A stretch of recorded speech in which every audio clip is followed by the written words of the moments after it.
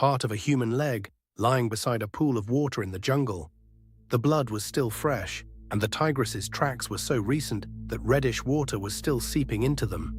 A single animal killed more than 400 people: men, women, children. The official count, 436 lives. The question no one could answer was this: why did a single tigress become the deadliest man-eater in recorded history? Because tigers don't do this. It isn't in their nature. And when they finally opened her mouth to look for the answer, what they found was far more disturbing than anyone had imagined. Let's take this step by step. This cat, known as the Champawat man-eater, was not born with a taste for human flesh. When the animal was still fairly young, it had some kind of encounter, most likely with a failed hunter who badly damaged its mouth and left it missing 2 canines. That detail matters enormously. Hold on to it, because it explains almost everything.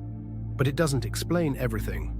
Let's go back. It's the final years of the 19th century, in the foothills of the Himalayas, in western Nepal. The Champawat Tigress, a Bengal tiger, killed around 436 people in western Nepal and in the Kumaon district of India. At first, in Nepal, villagers began to disappear. One, then another, then many. It's said this man-eater killed 200 men, women and children in Nepal before crossing the border, 200 people. And still no one had stopped her. The Nepalese government reacted. Recognizing the threat, it sent soldiers to hunt the tigress. For months, they chased her through dense forests and rugged terrain. An army against a single animal. And here's the strange part. They didn't kill her. Driven out of Nepal by the army's relentless pursuit, the tigress crossed the border into British India around 1902. In other words, they chased her out of one country and pushed her into another. And there, instead of calming down, the killing got worse. Soon after her exile, the tigress resumed her man-eating in the Kumaon district of India. Over a period of 4 years, she added more than 230 human lives to her count, prompting the Indian government to offer a substantial reward for her destruction. More than 230 more people. In 4 years. Now think about what it was like to live through that. Hundreds of people, mostly villagers, farmers and women gathering firewood, lived under the constant threat of a silent killer. It wasn't just a threat, it was a daily reality that completely upended life, forcing people to abandon their fields, their schools, even their homes. Entire villages locked themselves away. People chose hunger over the jungle. And here's what was hardest to understand. This tigress didn't hunt like a normal tiger. She seemed to target humans specifically, ignoring the livestock that would normally attract a tiger. She ignored the cows, the goats. She went straight for people, and she did it with a method that made your hair stand on end. The tigress learned to space out her attacks across a wider area, using the Champawat district as the center of her territory. Sometimes she would cover 30 kilometers in a single day to launch a new attack, choosing to focus on children and women to reduce the potential threat to herself.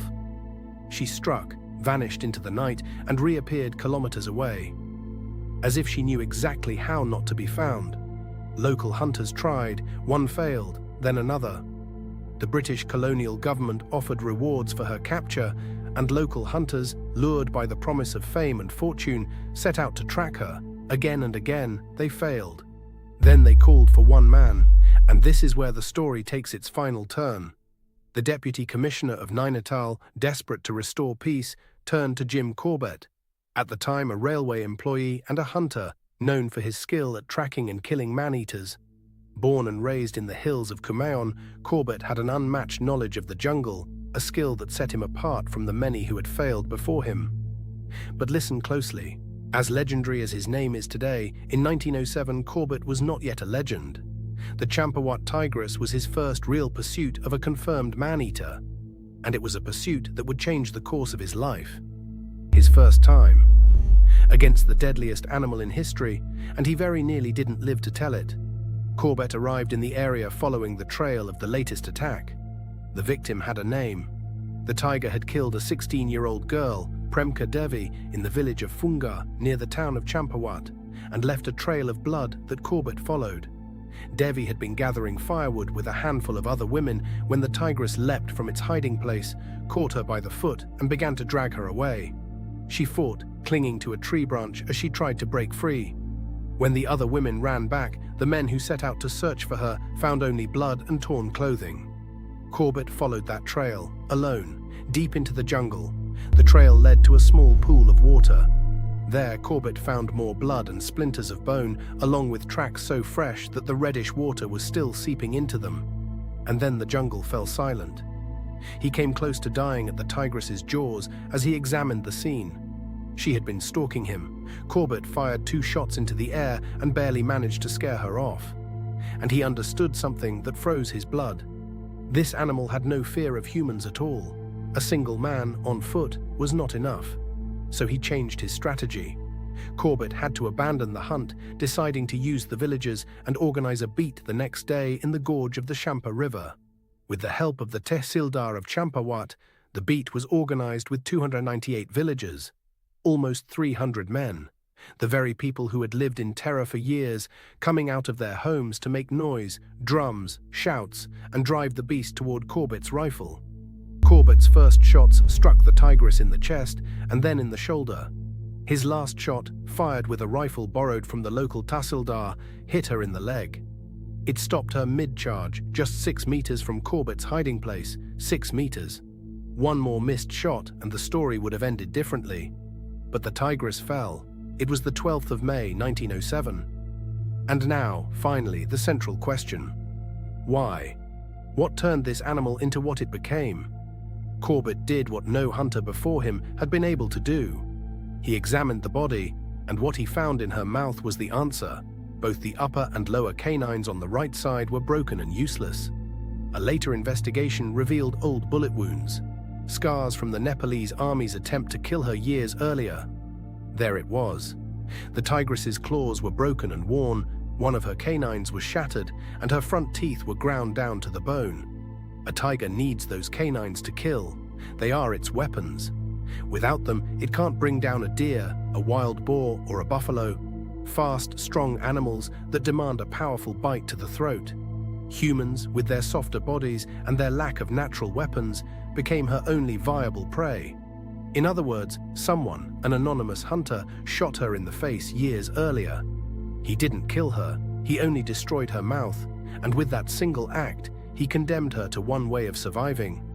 But be careful, because the explanation doesn't end there. The broken canines explain why she hunted humans. They don't fully explain why so many, and that's where something bigger comes in.